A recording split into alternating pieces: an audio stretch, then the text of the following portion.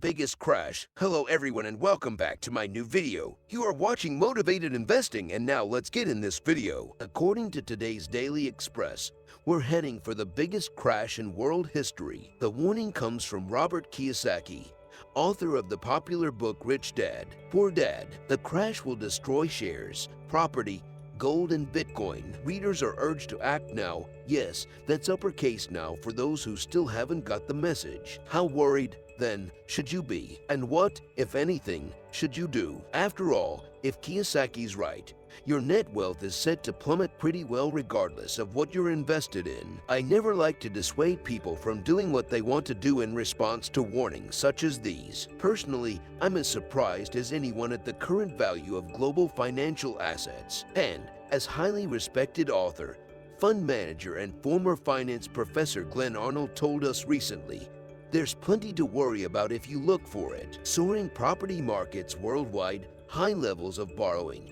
and fears of a bubble in cryptocurrencies are all potential triggers for a crisis. But we would be doing our readers a huge disservice if we didn't try to put these sorts of sensationalist newspaper articles into context. There is always something for investors to lose sleep over, and there are always people warning of an imminent crash. In the vast majority of cases, their calls are wrong and quickly forgotten. As Nick Magley explains, Robert Kiyosaki has incorrectly predicted several crashes, and you'd be considerably worse off today if you had acted on his warnings before. So, Rich Dad, Poor Dad author Robert Kiyosaki has predicted a giant stock market crash in October. Unfortunately, this isn't the first time that Kiyosaki has called for a major crash in the last decade.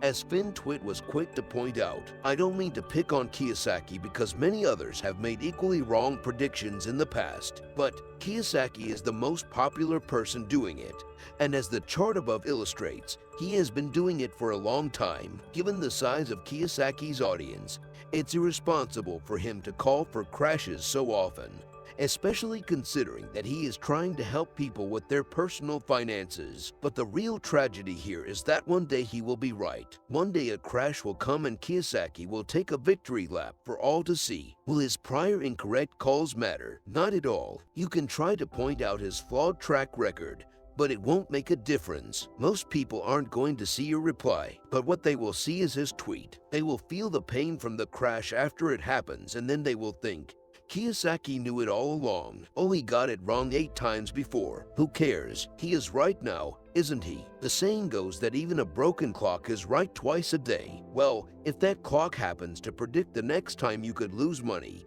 you still might listen. It doesn't really matter that the clock doesn't work all the time, does it? Because, as I have stated before, failed predictions don't matter. They don't seem to have any impact on someone's brand. If failed predictions mattered, then people like Scott Galloway, John Hussman, and Robert Kiyosaki wouldn't have their audiences. But they do. They do despite being wrong so many times. How can this be true? Because most people don't care about the objective truth.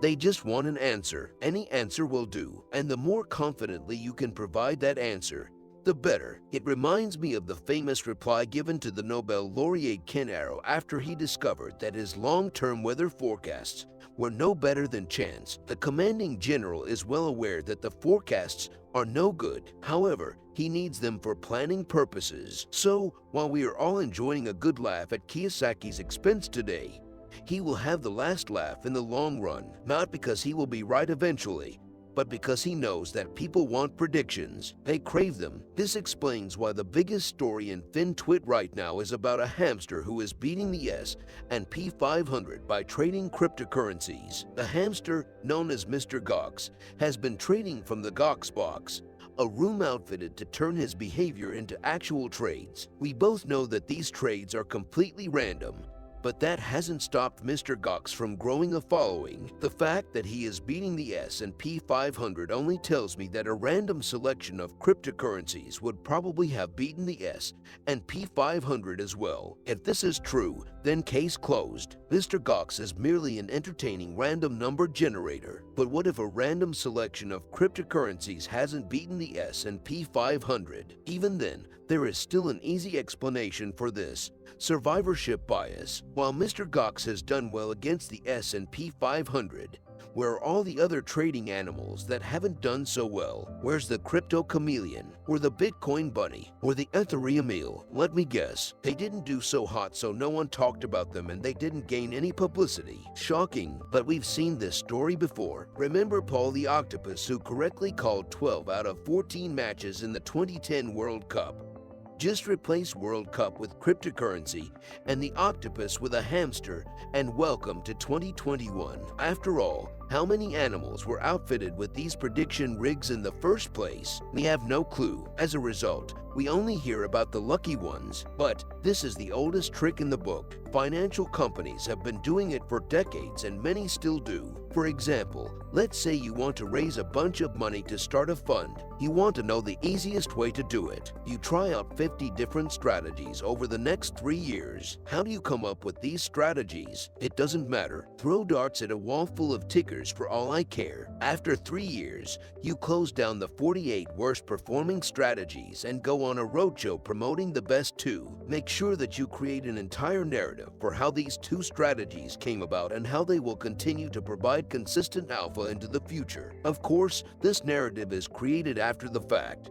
But who needs to know that? Just praise your systemic process and your thorough level of diligence, and the rest will take care of itself. Voila! Now you've got $1 billion on your hands and your investors are none the wiser. Do they need to know about the 48 strategies that failed behind the scenes? Of course not. Don't be silly. By the time they realize you aren't as good as you say you are, the checks will have been cashed and you will be enjoying your life, preferably on a beach somewhere. This game has been around a long time because it works. It works for funds, it works for animals being promoted as oracles, and it will work for Robert Kiyosaki. There's always a market for broken clocks. Just make sure you don't get sold one. US billionaire Warren Buffett is the world's best-known investor, and he is also in favor of buying in the wake of a crash when others are running scared and selling. He famously said, investors should be fearful when others are greedy, and greedy when others are fearful. Right now, investors are fearful. If Kiyosaki is right and share prices crash, they must soon learn to be greedy. Having cash to hand will help. Thank you for watching. Don't forget to subscribe to the channel. See you in the next video.